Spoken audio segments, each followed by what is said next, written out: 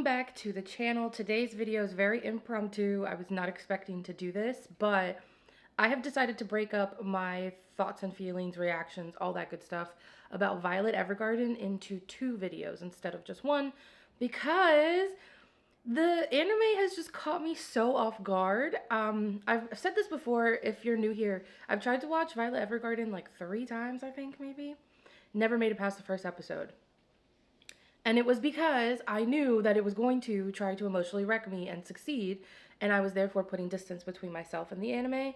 But I finally bit the bullet, and I started watching it. So I spent so long on Reddit because I found out when I turned on Netflix to watch Violet Evergarden that there is the anime, which is, well, the anime series, which is 13 episodes, right? Then you have the OVA, which is like a 35-minute long singular episodes, like let's say limited edition, special edition. I don't know what I'm saying. Then there is a movie, and then there was something else called Recollection, I believe. So I was like, oh shoot, am I supposed to watch this in a specific order? I was on Reddit to see which one to start, and there seemed to be a general consensus that you should watch episodes 1 through 4, the OVA, episodes 5 through 13, and then the movie. And then the Recollection seems to just be like a recap of everything that happened in the anime episodes, but just like condensed into like an hour and a half or something. So I ended up following the order. I watched episodes 1 through 4, and then I watched the OVA, which is what's going to be the bulk of our conversation today. The animation in Violet Evergarden is absolutely beautiful. It's impeccable, it's cinematic, it's masterful, and it really just, for me personally, drove home some of those themes that I was already starting to pick up on in those first few episodes. And I can understand why it's such a beloved anime. It's beautiful. It is absolutely so touching. There's no way that I could watch Violet Evergarden and not be emotionally impacted, and I definitely think that's why I was running from it so much, because as you know, if you're new here, you'll find out I'm a crybaby. I'm a baby back. Everything makes me cry, so sometimes I try to run from that. Because, like, obviously I don't want to spend my whole life just crying at, like, books and movies and shows. But then sometimes I sit down and I'm like, yeah, make me cry. Do your best. So, with Violet Evergarden, it's an emotionally charged show. That's what I can say. I think it's emotionally charged. I think that it's very raw and very real. And even though it's animated, right, it's little cartoons, drawings on the TV, whatever you want to say, there is an impact. I feel such an impact from watching just 4 short episodes and that OVA. I still have so much left, and I'm gonna be so sad when it ends. I'm gonna be so devastated when the show ends, when the movie's over, because it just is absolutely beautiful. Now, enough of me just gushing how much I love Violet Evergarden. Let's talk about what the show is about. So, you have Violet, who is an ex-child soldier, and you know, you do see flashbacks of, like, not really her upbringing. We don't really know too much about her upbringing yet, or at least I haven't picked up on it yet. There we go. Violet was, like, gifted to this Major Gilbert to be used in this war that they were fighting, and there is some type of emotional attachment between Violet and Major Gilbert. Right now, I think it is that of, like, a caretaker and their charge. I think that maybe Major Gilbert, you know, feels affection towards Violet because she was a child when they first met. At least that's what it really, really looked like. Ages weren't brought up, but it just looked like she was a legitimate child.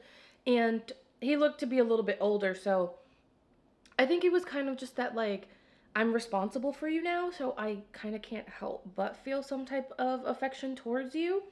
And then you have Violet, who, this is the person that's been taking care of her, that's been leading her, not only in life, but also in this war, because she's a soldier under Major Gilbert. And I think that that's where their relationship kind of starts and where their affection, like, kind of blooms from. But there is a moment when the war ends. The show is not about the war itself. I think I'm taking that it is depicting what happens after a war, what happens after people come home, after they don't come home, what happens to the people who were left waiting, who really are searching for some type of closure or resolution, and it's not happening the way they thought it would. It's not happening maybe the way that it was promised that it would. I think that it is so beautiful, and I'm probably gonna have to walk away a couple of times because my mascara is not waterproof, so get it together, Ange. It's absolutely beautiful. And so you have Violet, who's this ex-child soldier. The war has ended. She comes back home. She's lost both of her arms, so she has two metal prosthetics, and Major Gilbert is nowhere to be found. It it kind of seems like he's still alive, but I'm not sure. We could find out that he did unfortunately pass away and we just didn't know it. She didn't know it right away. As of right now, it does seem like he's somewhere, just not close to Violet. And so one of her goals, as soon as she wakes up, she's in the hospital bed writing a letter to Major Gilbert, trying to figure out where he is and what her next orders are. And it's something that's very, very important when watching Violet Evergarden, is to remember she is an ex-soldier, is to remember that she in her mind is still a soldier. So that lack of objective, that lack of missions, directives, it impacts her so much while she's trying to go from her day to day and figure out how to exist in this new world where there is no mission and there are no orders. It's just she can kind of do what she wants to do to achieve happiness. It's a very touching start to the show. And you also meet Claudia, who is actually a man, and he's the president of this oh god, I don't remember how to explain it, but basically he runs the group of people who write letters, the auto memories dolls. They write letters for people who either can't write or maybe just can't put what they want to say into words that are good enough. They do it for them. And the prime objective of these dolls is to take the message and put it on paper with the appropriate tone and emotions to match what the person wanted to get across. And it seems to be like most of the letters they're writing are like romantically charged. It could be that some of them aren't and I just haven't caught that. But that is what Claudia is, that's what he's running. So he goes to the hospital, he picks up Violet and he explains to her, we don't know where Major Gilbert is right now. So you're gonna come with me. He tries to drop her off at somebody's house so that she can live this pretty pretentious little dressed up schoolgirl life. Maybe not schoolgirl, but you know what I mean. And Violet kind of like says no. She's like, yeah, no, I don't want to do this because I need orders. I need to know what I'm supposed to be doing at all times. Otherwise, I don't know what I'm doing. I, for some reason, always thought that Violet was like a cyborg, which I think is maybe why I wasn't ever really that interested in the show. But she's human. She just loses both arms. But she's human herself. At least I really hope she is. That's what I'm getting so far. Anyways, let's move on because I'm trying to like push my predictions in here and that's not the point of this. But I think she's fully human. She just has the metal arms. I digress. I fucking digress as usual. Anyways, so she ends up leaving that house. She can't stay there because she just doesn't feel comfortable. It's not the place for her. Claudia recognizes that. So he takes her into his business. He gives her a job. She excels at that. So then she decides when she meets the dolls and understand, like she gets a glimpse of what the dolls do writing letters for others. And she decides that's what she wants to do, right? And she goes to the school, the special auto memories doll school, to learn how to be one, how to be a good one. Excels at the technical aspect of it, writing really fast, creating the letters perfectly, whatever, blah, all that stuff. But she's unable to write a letter. Her letters always come off as reports because that's what she's used to writing, and it's so heartbreaking. Get it together, Angela. Get through the video. Okay, so I don't know if I'll make it through this video, y'all. So she is not doing well when it comes to writing letters. She has an interaction with one of her classmates while she's there, and her classmate wants to write a letter to her brother. And the message that her classmate wants to send to her brother is very simple, but it's also so heartfelt. And it's in the way that the young woman is explaining to Violet what it is she wants to say and how it is she wants to express her gratitude and her affection for her brother that Violet finally comes to understand what it is to become an auto memories doll. She finally understands that I have to be able to put into words what this person is saying, even though they're not being very clear on what they're saying. And that's something that Violet struggles with a lot, and I think is very, very relatable and can resonate with anybody. We as people like to say in roundabout ways what it is we want and how we feel about things, rather than just directly stating, I don't like this, I didn't appreciate it, I love that. And I think that that's something that is hard for Violet to understand. So she is very, very detached from her own emotions. I think that she almost doesn't even understand how to understand her own emotions.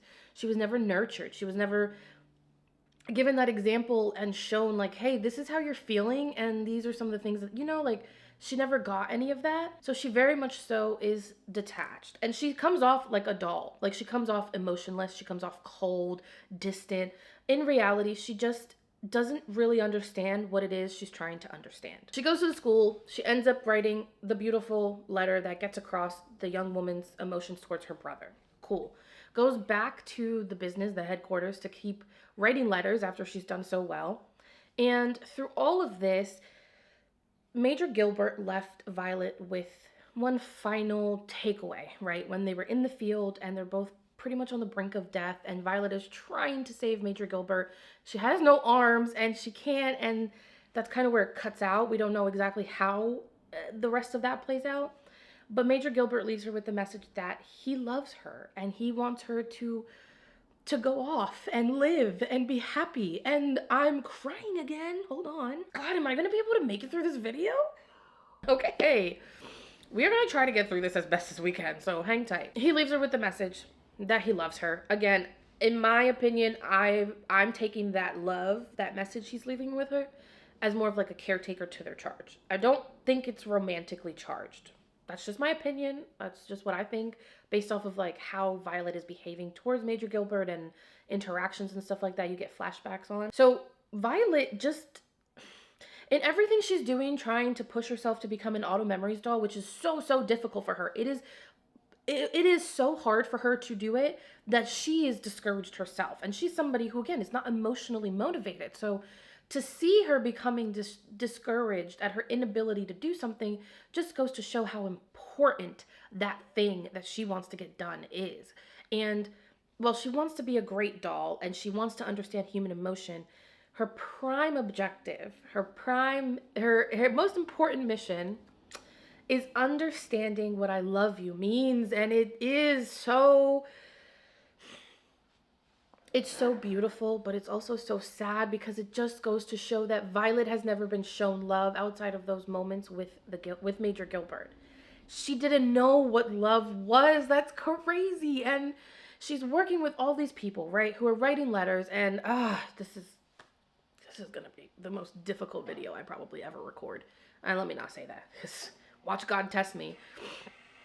She's watching these people writing these letters, right? She's watching people give her the message to write the letter, and she's seeing all of this emotion flying left and right. Like, she doesn't really understand it, but she's trying to grasp onto it as much as she can because she wants to be a good doll. And in all of that, she doesn't truly understand why these people are coming to the Auto Memory dolls for these letters. She doesn't understand why that love is pushing them so strongly to want to send a letter. Okay, so I'm going to backtrack because I started crying. And we're going to backtrack just a little bit to the OVA because I was kind of skipping ahead by accident.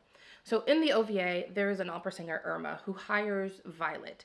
At some point in those first 4 episodes, Violet comes to learn how to write letters. She's writing letters well. When the person has a really emotionally charged message to get across, Violet can then write a good letter, like a really good letter.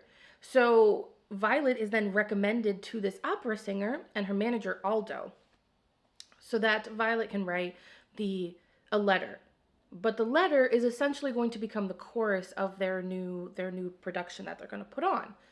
And so Irma gives her kind of an idea of what she needs, a very rough outline of what she needs, and then she sends Violet off and says, write this letter for me. Violet writes that letter so many times, and every single time there's something wrong with it. It's not heartfelt enough, it's too old-fashioned, it's too modern, it's not going to do this, it's not going to do that. And Violet gets so discouraged. At one point, she's openly stating and admitting that she doesn't think she's the one for this. She doesn't think she can write the letter. And yet the woman, Irma, continues to kind of push her and say, you can do this. I'm giving you as much as I can. This is what I need. You can do it. So there's a point in the OVA where Aldo takes Violet to, not Aldo, sorry, it's Roland. It's somebody she works with. He takes her to this warehouse type building, and there's just a bunch of lost letters. And he explains it to her. These are the letters that the person that was going to receive it couldn't because they're not around, or the address was wrong, so it couldn't get there, and we couldn't send it back either. So it's literally just a warehouse full of lost letters. And Violet is going through the letters, and she is finding so many letters where people are just saying how much they love the person they're writing to, how much they can't wait to see them again, how much they miss them, how much they wish they were doing well. And all of the letters are odes of love to the person, to the recipient, but also it explains and shows Violet how much that person writing the letter truly, truly loves the one they're writing to. Whether it's romantic, platonic, familial, whatever the case is, she's coming to understand so many different forms of love through these lost letters. And through those lost letters, she finally understands what it is Irma wants to do, because Irma lost somebody as well in the war. And that young man that she lost is Aldo's son, and Aldo is Irma's manager. So they're working together, and they're also grieving together. They're also trying to survive together, not in a romantic way. They're in each other's orbits because they've both lost somebody so important to them, and they're just trying to come out on the other side of it. And it's through all of that in the OVA that Violet finally comes to write such a beautiful letter. All I can say is thank God for editing, because this is ridiculous how many times I'm tearing up and like having to wipe my eyes and stuff. It's honestly ridiculous. Anyways, but if that doesn't show you how emotionally charged and just so impactful the first 4 episodes of Violet Evergarden are, then I don't think that I'm ever going to be able to do it justice, because it is so beautiful. It's so beautiful, and it's so meaningful, and the themes are so relevant, because in all of this, right, in all of the letter writing and she goes to school and all of that, it's her need and her desire to understand love, to understand what it is to love somebody, to wish better for that person than you would wish for yourself, to be okay with that person not being in your life as long as they are happy. She's trying to understand what love is, and it's so absolutely, I want to say it's perfection, but I haven't finished it, but it's absolutely beautiful. It's so moving. I think the way that post-war reality and those themes are being written into what is a very masterfully done anime, I think that is what is bringing so much emotion into it for me. Why I mean, I've also explained and admitted I am a crybaby, but I just, there's so much going on, and it's so beautiful. Like, most of the time, most of the things that I've watched or read, we're in the middle of the war. We're in the thick of the war. We're trying to survive the war.